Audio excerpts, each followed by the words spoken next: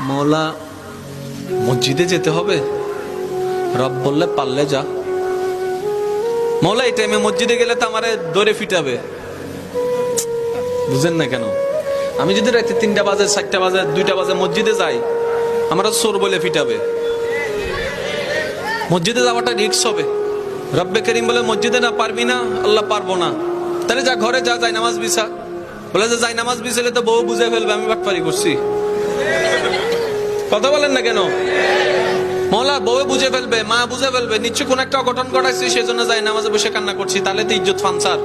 রব্বে করিম বলে মসজিদেও পারবি না, যাই নামাজে পারবি না। মওলা কেমন জানি লাগছে। রব্বে করিম বলে ঠিক আছে, আমি আল্লাহ কতটুক মায়া মোহাব্বত করি তোকে, তুই তো বুঝতে পারস নি এতদিন, আজকে বুঝার চেষ্টা কর।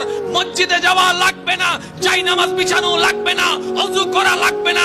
তোর যদি এতই প্রবলেম হয়, জবানটাও খোলা লাগবে না। মন থেকে তুই একবার আমাকে ডাক দে, একবার ডাক দে, একবার বল রহমান মাফ করে দাও, রহিম মাফ করে দাও। তোর মনের অবস্থা আমি রব্বে করিম শুনে, ইন্নাল্লাহ ইয়াগফিরুজ যুনুবা জামিয়া, তোর সারা জীবনের গুনাহকে মাফ করতে রাজি।